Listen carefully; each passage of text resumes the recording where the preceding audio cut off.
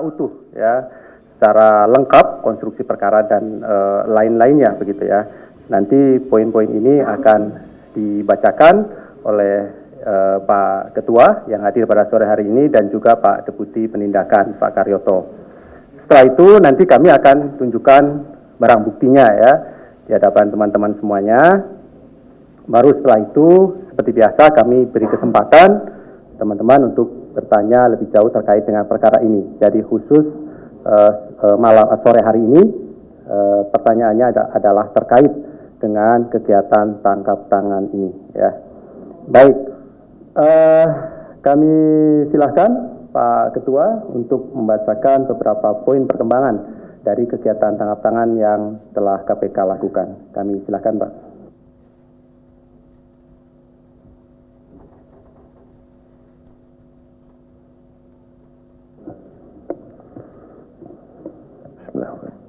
Assalamualaikum warahmatullahi wabarakatuh.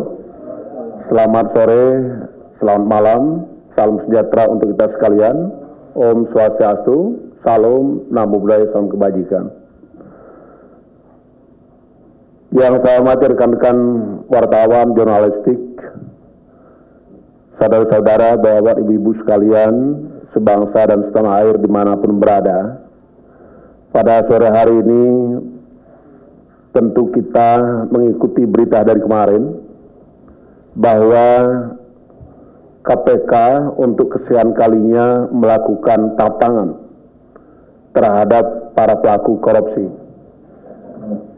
Hal ini membuktikan bahwa korupsi masih ada. Dan ini menjadi keprihatinan kita semua. Tetapi KPK tidak akan pernah lelah, tidak akan pernah berhenti untuk memberantas korupsi sampai Indonesia betul-betul bebas dan bersih dari praktek-praktek dan bebas dari lilitan dan belitan perkara korupsi. Saya mohon maaf pada sore hari ini rekan-rekan harus menunggu dengan sabar karena perlu diketahui bahwa untuk mengungkap suatu peristiwa pidana termasuk tindak pidana korupsi tentu membutuhkan ketelitian, kecermatan, dan tentu juga kita harus memegang teguh azas-azas praduga tak bersalah, persamaan hak di muka hukum, dan juga tetap menjunjung tinggi tugas pokok KPK, kepentingan umum, kepastian hukum, keadilan, transparan, proporsionalitas, dan juga menjunjung tinggi asasi manusia. Alhamdulillah pada sore hari ini kita bisa tuntaskan dengan kerja keras segenap insan KPK. Kami sudah bisa merumuskan dan membangun konstruksi perkara tindak pidana korupsi yang terjadi di wilayah Kota Bekasi. Adapun penjelasan akan kami sampaikan sebagai berikut terkait dengan kegiatan tangkap tangan dugaan tindak pidana korupsi berupa penerimaan sesuatu oleh penyelenggara negara atau yang mewakili terkait dengan pengadaan barang dan jasa serta lelang jabatan di pemerintahan Kota Bekasi. Rekan-rekan yang saya hormati, hari ini kami akan menyampaikan lengkap bagaimana kronologis pengungkapan perkara korupsi tersebut dan siapa-siapa yang terlibat, yang menjadi tersangka, termasuk juga bukti-bukti apa yang bisa kami sajikan kepada rekan-rekan sebagai asas transparansi dan akuntabilitas tentang penegakan hukum yang dilakukan oleh KPK. Karena satu prinsip, penegakan hukum tidak boleh melanggar hukum itu sendiri. Pada kegiatan tangkap tangan, tim KPK mengamankan 14 orang pada hari Rabu pada tanggal 5 Januari 2022 sekira jam 14.00 di beberapa tempat wilayah di Kota Bekasi, Jawa Barat, dan Jakarta. 14 orang tersebut antara lain RE, Wali Kota Bekasi periode 2013, 2018, dan periode kedua 2018-2022. Yang kedua adalah AA, swasta, Direktur PT ME. Yang ketiga NP, 16 hektar, maklar tanah. Nomor 4, BK, staf sekaligus ajudan daripada saudara RE. Kelima, NB, Sekretaris Dinas Penanaman Modal dan PTSP, Kota Bekasi. Keenam, HR, Kasubag TU, Sekretariat Daerah Kota Bekasi. Ketujuh, SY, Direktur PT KBR dan PT HS. Kedelapan, HD, Direktur PT KBR dan PT HS. Kesembilan, MS, Camat Rawalumbu. Kesepuluh, JL, Kepala Dinas Perumahan, Kawasan Pemukiman dan Pertanahan Kota Bekasi. 11, AM, Staf Dinas Perindustrian. 12, MY, Lurah Kati Sari. 13, WY, Camat Jati Sampurna. Dan yang ke-14 adalah LBM, swasta. Perlu kami sampaikan juga bagaimana kronologis pengungkapan sehingga tertangkap tangan para pelaku korupsi, bermula dari laporan masyarakat atas informasi tentang adanya dugaan penyerahan uang kepada penyelenggara negara. Selanjutnya KPK pada tanggal 5 Januari 2022, tim menggerak kepada 7 menuju lokasi di Kota Bekasi. Tim mendapatkan informasi jika uang akan diserahkan oleh MB selaku Sekretaris Dinas Penanaman Modal dan PTSP Kota Bekasi kepada Wali Kota Bekasi. Tim KPK melakukan pengintaian dan mengetahui jika MB telah memasuki rumah dinas Wali Kota Bekasi dengan membawa sejumlah uang dan juga telah diserahkan kepada Wali Kota Bekasi. Selanjutnya sekira pukul 14.00 bergerak mengamankan saudara MB pada saat keluar dari rumah Wali Kota Bekasi. Selanjutnya, tim KPK memasuki rumah dinas Wali Kota dan mengamankan beberapa pihak diantaranya RE, MY, BK, dan beberapa ASN dari pemerintah Kota Bekasi. Selain itu, tim KPK juga menemukan bukti uang dengan jumlah yang fantastik miliaran rupiah dalam bentuk pecahan rupiah. Secara paralel, tim juga melakukan penangkapan terhadap beberapa pihak swasta, antara lain MP di wilayah Cikunir, AA di daerah Pancoran, SY di daerah sekitar Senayan, Jakarta. Selanjutnya, seluruh pihak yang diamankan dibawa ke gedung Merah Putih KPK untuk menjalani pemeriksaan secara intensif. Malam tadi, kurang lebih jam 19.00, tim KPK juga melakukan kegiatan mengamankan saudara MS dan JL di kediaman masing-masing. Hari ini, Kamis tanggal 6 Januari 2022, tim KPK kembali mengamankan 2 orang atas nama WY dan LBM, beserta bukti uang ratusan juta dalam bentuk rupiah. Seluruh bukti uang yang telah disita oleh KPK kurang lebih 3 miliar rupiah dan buku rekening bank dengan saldo sekira 2 miliar rupiah. Perlu diketahui jumlah uang bukti kurang lebih 5,7 miliar dan sudah kita sita 3 miliar berupa uang tunai dan 2 miliar dalam buku tabungan. Rekan-rekan sekalian yang saya hormati, dimanapun rekan-rekan berada, kami yakin bahwa rekan-rekan sungguh mengikuti apa yang telah dikerjakan oleh KPK. Kami ingin sampaikan juga terkait dengan konstruksi perkara yang lain, tetapi masih dalam satu kesatuan dalam proses tangkap tangan. Konstruksi perkara diduga telah terjadi juga. Pemerintah Kota Bekasi pada tahun 2021 menetapkan APBD perubahan tahun 2021 untuk belanja modal ganti rugi tanah dengan nilai total anggaran 286,5 miliar. Ganti rugi dimaksud diantaranya pembebasan lahan sekolah di wilayah Rambelumbu dengan nilai 21,8 miliar. Pembebasan lahan polder 202 senilai 25,8 miliar. Pembebasan lahan polder Air Keranji senilai 21,8 miliar. Melanjutkan proyek pembangunan gedung teknis bersama senilai 15 miliar.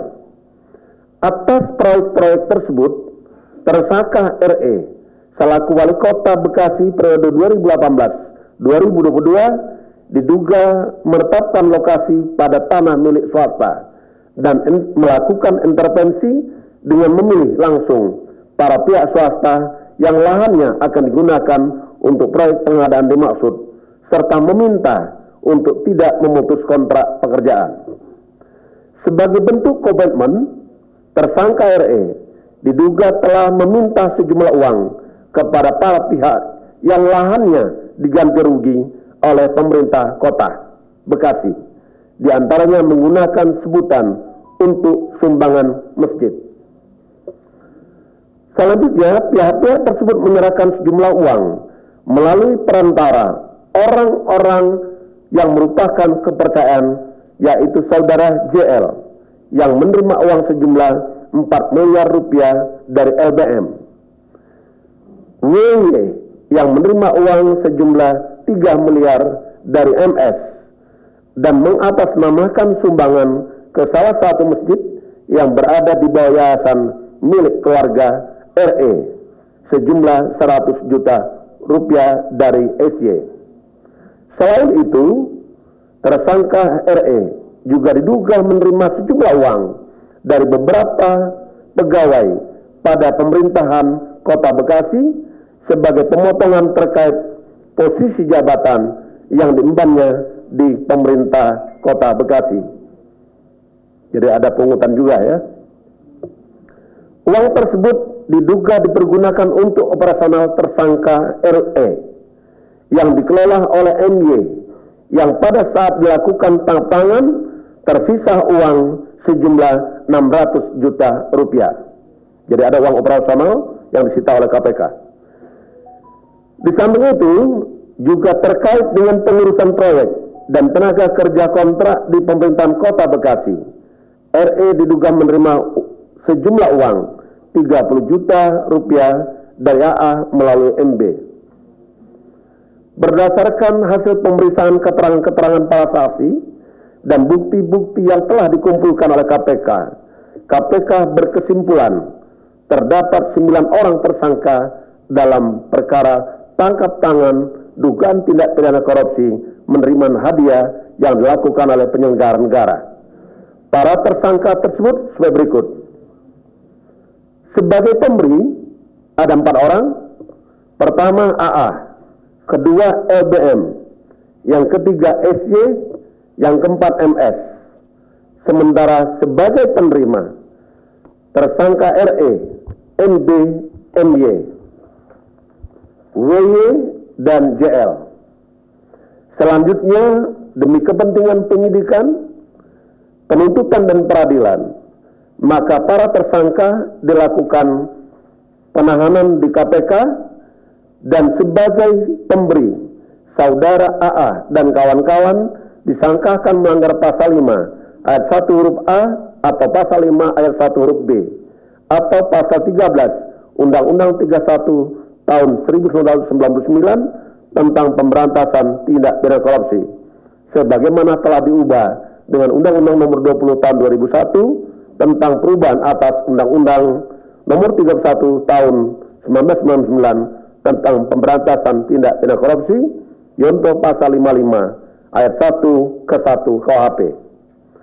Sebagai penerima, RE dan kawan-kawan disangkakan melanggar pasal 12 huruf A dan pasal 12 huruf B atau pasal 11 atau pasal 12 huruf F serta pasal 12 B besar Undang-Undang nomor 31 tahun 99 tentang pemberantasan tindak pidana korupsi sebagaimana telah diubah dengan Undang-Undang Nomor 20 Tahun 2001 tentang perubahan atas Undang-Undang Nomor 31 Tahun 99 tentang pemberantasan tindak pidana korupsi, Yonto Pasal 55 Ayat 1 ke 1 KUHP.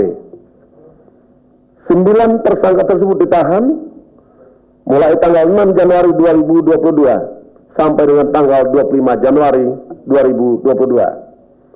Penahanan dilakukan di Rutan Pomdam atas nama tersangka AA, LBM, SY, dan MS. Sementara di Rutan Gedung Merah Putih, tersangka RE, WY, MB, MY, dan JL. Kita juga masih dalam keprihatinan protokol kesehatan, maka para tersangka akan dilakukan untuk membatasi penyebaran COVID. Tentu kita akan lakukan isolasi di rutan masing-masing. Rekan-rekan sekalian yang saya hormati, tangkap tangan yang dilakukan pada awal tahun 2022 ini menjadikan bukti bahwa KPK tidak pernah berhenti untuk memberantas korupsi. KPK tetap berkomitmen dan tidak pernah lelah berkarya untuk bangsa. Dan juga ini ada pelajaran bagi kita semua yang membuktikan bahwa korupsi masih ada. Saya berharap, kita semua berharap, seluruh anak bangsa berharap untuk para penyelenggara negara tidak memanfaatkan jabatannya untuk memperkaya dirinya untuk melakukan praktek-praktek korupsi. Dan pegang teguh sebagai amanat rakyat untuk berbakti kepada negeri, mengabdi untuk Ibu Pertiwi. Jauhkan perilaku-perilaku korupsi dari diri kita masing-masing. Rekan-rekan yang saya hormati, demikian yang ingin kami sampaikan.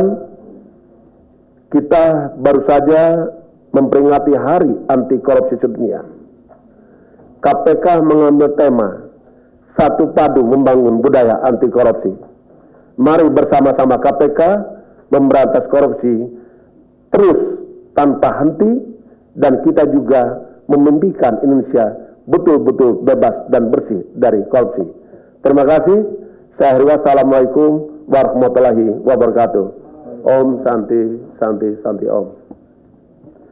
Terima kasih Pak Ketua yang telah menyampaikan beberapa poin terkait dengan perkembangan kegiatan tangkap tangan yang pada prinsipnya bahwa KPK menetapkan 9 orang tersangka dan kemudian dilakukan penahanan rutan selama 20 hari pertama. Baik, berikutnya kami akan menunjukkan barang bukti dalam kegiatan tangkap tangan ini.